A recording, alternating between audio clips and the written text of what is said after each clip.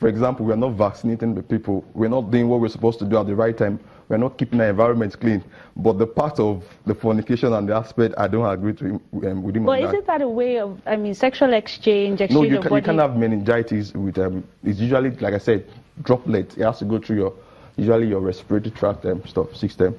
Not, you can't get meningitis through sex, you can't get, the kissing also because the stuff is on the throat and then the nose, nasopharynx. So that is why you can, and when you have extended contact, then it's very possible the person, gets, but not sex, you can have it through sex. Okay, so Governor Yari is, you agree with him? No, I do not agree with him. that if we keep our environment clean and we have very good sanitary conditions, good housing, avoid kissing, right? Because that's where it is. I mean, if you hugged somebody, you wouldn't get meningitis. Especially in the areas where you have those things coming up. So you shouldn't kiss in those areas where you have those things. I would recommend that you don't do. You recommend that you don't do deep kissing. Maybe deep kissing. But shallow kissing is fine. I mean, lighter note.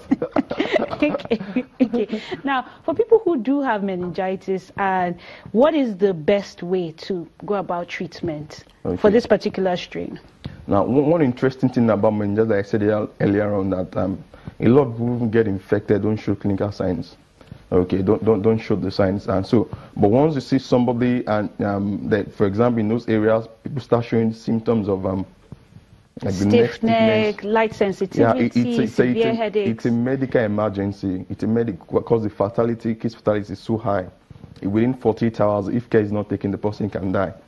So once you see, immediately you want to take the person to a health facility. Now, good enough is that even the carriers, those who carry those organisms, they actually can be treated.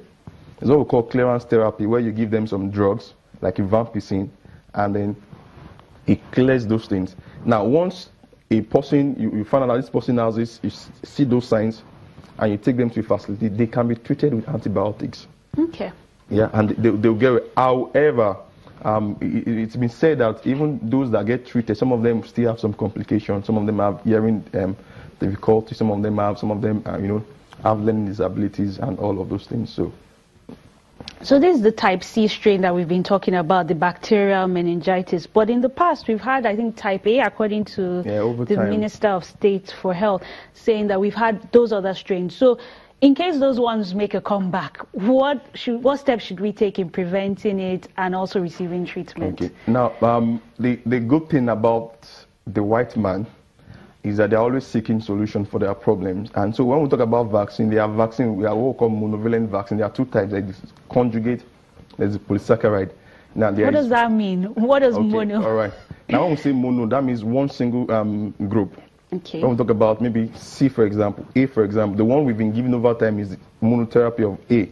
So that means you take a vaccine and it only attacks one strain of meningitis. So if I've not taken a vaccine since maybe 20 years ago, I might be at risk. Usually I was talking about the monovalent one. You can have bivalent, two strain, maybe A and C.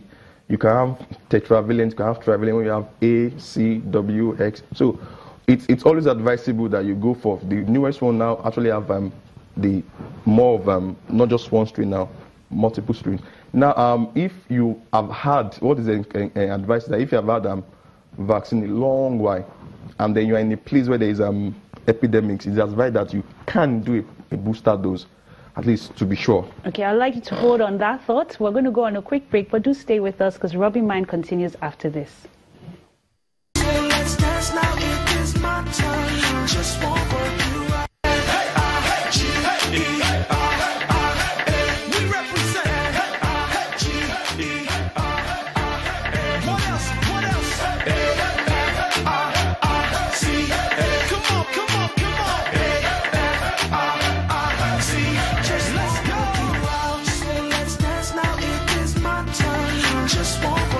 Welcome back to Rubbin Minds. We've been discussing meningitis with Dr. Kerinde, a health educator and trainer, and we've looked at the causes, the symptoms, the treatment. But I have one question for you. What happens to those healthcare facilities that are not prepared for this kind of diagnosis? Because when people go to the hospital, the first thing is malaria, typhoid, and maybe HIV.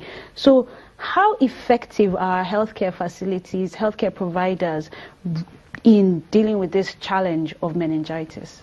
Okay, I want to say that for especially those in the northern area, once anybody comes to the presentation, the presenters are very classic. For example, somebody complaining of severe headache, of sudden onset, all of a sudden just start having headache. There are some what we call them examination you want to do. By the time you try to flex the neck and there's nerve thickness, that actually tells you that okay, you might be dealing with meningitis, and then there's a definitive stuff you want to do. You want to do a lumbar puncture. By the time you puncture the person through the spinal, through the back, and then you bring out the stuff, and you can see that the CSF is cloudy. What is the CSF? The cerebrospinal fluid. Okay, so you puncture them in the lumbar and take out fluid. Then take out the CSF. And once it's cloudy, then that could tell you that something exactly is going on. And then if you can't handle that, you want to quickly refer to facilities in the state or anywhere where they can handle it. Maybe teaching hospitals. State hospital or a teaching hospital where there are professionals there that could really handle. But however, it is advisable, because it's a bacterial infection, once you see that you can give a dose of antibiotics. However, when you give antibiotics, it might actually affect the investigation, but it's better that way. At least we might be saving the person's life by giving a dose of antibiotics after you've confirmed by the symptoms. Yes, but with that kind of diagnosis, most times when people have headaches, the first thing they think is, I'm going to go and get Panadol or paracetamol or a painkiller, ibuprofen, and treat themselves. So what happens in those cases where we have self-medication? So we have been encouraging people against self-medication. Once you have a complaint and that complaint is not normal, it's not what you've been having before, the best thing you can do is just visit a health facility.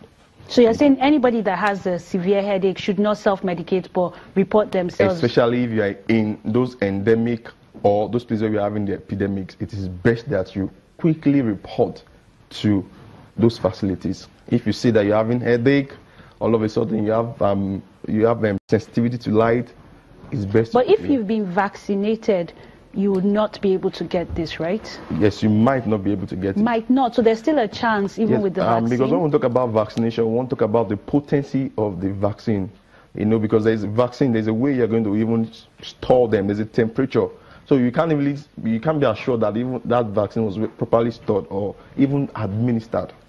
So in case, that's why I would say sometimes you might need to do a booster dose. If in case when you're in those places where you have epidemics, you just make sure that you're safe. So you're encouraging anybody in those areas to just go for a second or even third vaccine. And that's why there's what called mass vaccination that they are even doing currently in those areas. So that's what we do to be very sure. But for the elderly, because they are not to that age bracket of children to young people, they are already... Anybody can. Anybody can? Anybody can. Oh, wow. Because I thought it was just children to young adults. They are most prone to having it. Anybody can. Especially if your immunity is compromised.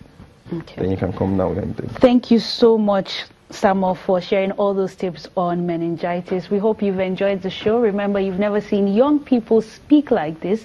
It's been a pleasure hosting Rubbin Minds, and Ebuka Obiochendu will be returning next week. I'm Isabella Akinshe. Do have a good afternoon. Bye-bye.